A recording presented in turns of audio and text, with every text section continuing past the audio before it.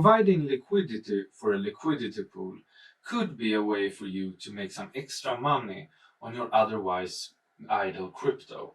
So, how does that work? And what is a liquidity pool? A liquidity pool is a smart contract that contains a reserve of two or more different cryptocurrencies in a decentralized exchange to make it possible to trade the tokens contained in the liquidity pool. The tokens in the liquidity pool is provided by investors, which make money on the transaction fees when people trade with the liquidity pool. And this is where you can make some extra money on your crypto. But there are some risks, which I will get to later. Just do it! First, we're gonna start off from the beginning. In the beginning of decentralized finance, they used the same order books as the traditional finance system uses to match buyers and sellers. Where you have the buyers down here and the highest price they want to pay at the top. And you have the sellers above and the lowest price someone want to sell for at the bottom. The problem that came with this was that it took a lot of computer power to execute the trades, which made the system very slow and generated high gas fees, which made it more difficult for the small guys to trade. 10:30. Ah, horse shit! This also made it sensitive for front running, which is when someone with a faster internet connectivity both can see and execute a transaction before the ones with a slower connection. I can't take this shit! But in 2017, the co-founders of Bancor network figured out the solution to these problems, which is what we see today as liquidity pools, which is probably the biggest revolution in DeFi this far.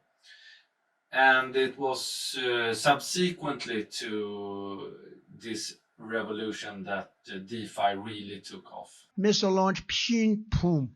So today, instead of using the traditional order books and the market makers, all the trading is done through the smart contract that controls the liquidity pool. In the smart contract, there is a programmed algorithm that works as a market maker that determines the price of the tokens in the pool. Because DeFi platform doesn't use these traditional order books, they doesn't have to match the expected price with the executed price in the transaction. If the executed price of the trade is higher than the expected price, the buyer will simply receive fewer tokens than expected, and the seller will receive more tokens, and this is called slippage. I don't know the meaning of the word. Before executing a trade, you choose your level of slippage. And the slippage is the percentage that the executed price can move away from the expected price. So if the expected price is $100 and you have a 2% slippage, it can go up to 102 and still execute your trade.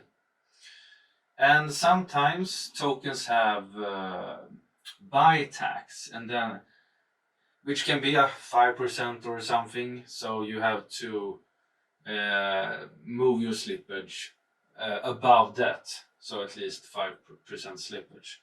And sometimes the market can be very volatile, so you need more slippage. I often use like 1% to 3% slippage, and then in some cases more when it's buy taxes and stuff like that. How about no? The procedure of joining a liquidity pool can differ a little bit between platforms, But most often you create an account by connecting your wallet to the platform, and then you deposit two different tokens to form a so-called trading pair. And often these two tokens has to have the same total value, so they are in balance. But providing liquidity to a liquidity pool comes with risks, because when you deposit your tokens to a liquidity pool, you transfer the control over the tokens to the smart contract that controls the liquidity pool. So if the liquidity pool is set up by malicious actors, scammers, they can steal the tokens in the liquidity pool. It's a trap! If the smart contract developers grant themselves permission to change the rules of the governing in the pool, there's always a risk that they can manipulate the contract for their own gain by altering the fee structure, the token ratio, or other key metrics in the pool. If the ratio between the tokens in the pool becomes uneven due to significant price changes, the liquidity providers could face permanent as well as impermanent loss of their assets. Loser! You're a loser! So before investing in a liquidity pool, you need to do your due diligence. And if you want to learn more about how to minimize your risks, I have one episode about total value locked and one episode about 6 red flags to spot a rug pull. What's your name? Right there. Oh, hi. Vino Moose. Oh, hi, Vino Moose. So, what is impermanent loss?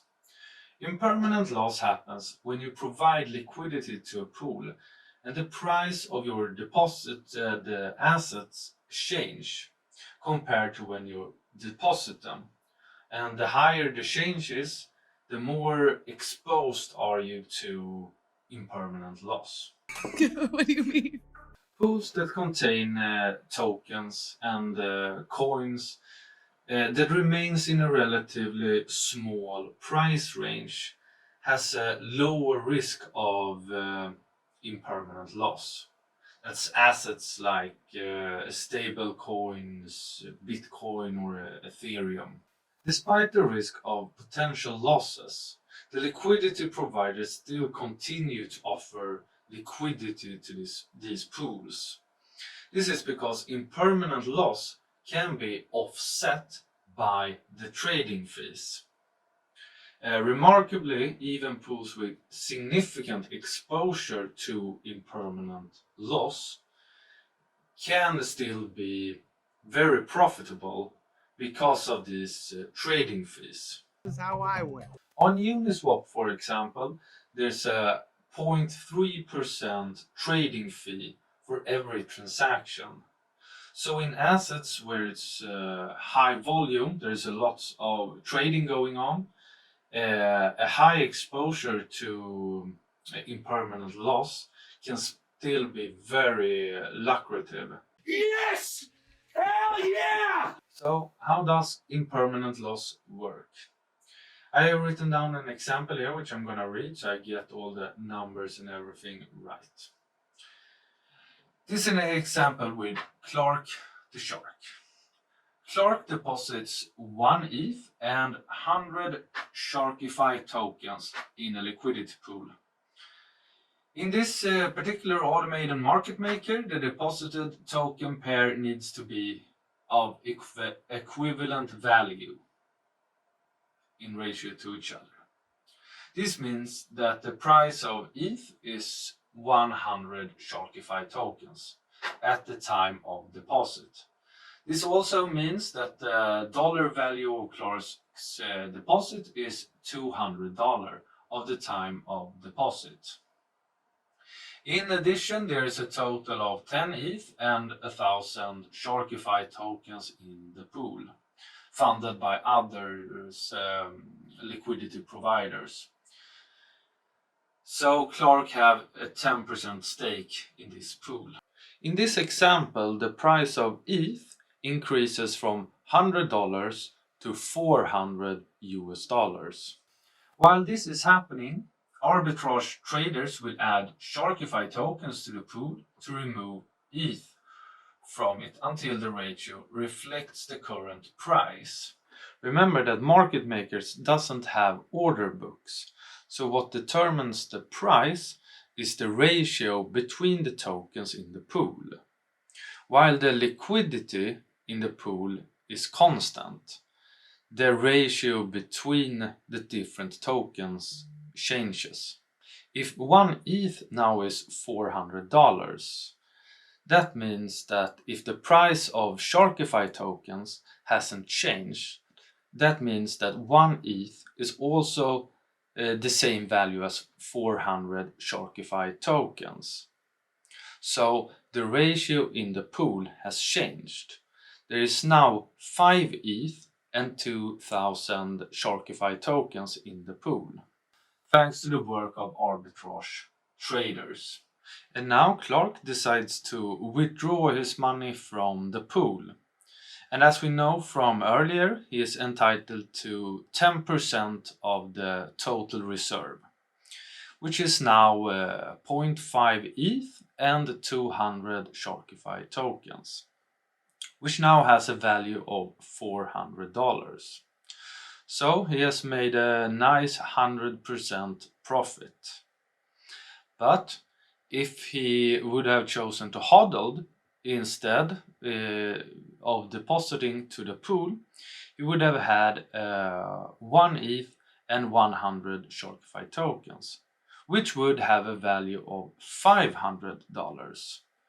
So that it would have been a better investment for him to not deposit to this pool.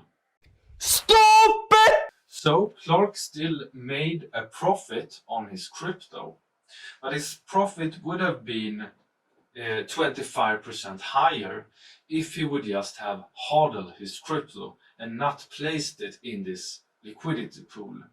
And this is impermanent loss, when hodling your crypto is a better investment than providing it as a liquidity to a pool. That was a shock. I didn't see that coming. In this example, I didn't count with the transaction fees that Clark would get providing liquidity to this pool. So in some cases, the trading fees will make him a winner if he would make over $100 in trading fees, and some cases he would make less than $100 and be a loser.